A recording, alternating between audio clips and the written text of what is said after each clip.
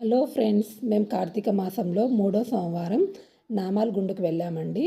అది వచ్చేసి మాకు దగ్గరలోనే ఉంటుంది. పులివెందుల దగ్గర నుంచి కదిరికి వెళ్ళే రోడ్లో ఉంటుంది. ఇలా కదిరికి వెళ్ళే రోడ్లో మధ్యలో ఇలా కొండల మధ్యలో ఉంటుందండి శ్రీ సిద్ధలింగేశ్వర స్వామి దేవస్థానం నామాల గుండు. ఇలా లోపలికి వెళ్తే మొదట్లోనే ఆంజనేయ స్వామి గుడి వస్తుందండి.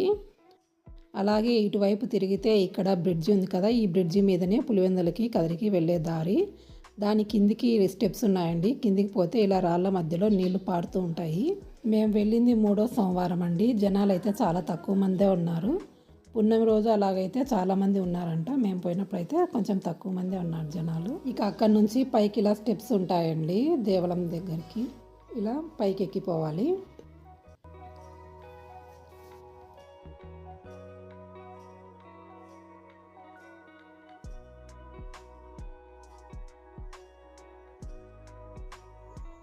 పైన ఇక్కడ క్యూలో నుంచి లోపలికి వెళ్ళాలి. ఇక్కడ వచ్చేసి గుడి అనమాట.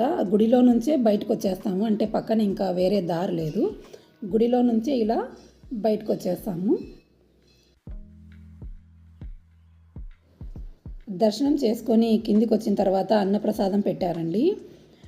బెల్లం అన్నము, కలర్ రైస్, కూర్మా. భోంచేసిన తర్వాత ఇంకో గుడికి వెళ్ళామండి. దాని వివరాలు మీకు ఇంకో వీడియోలో చెప్తాను.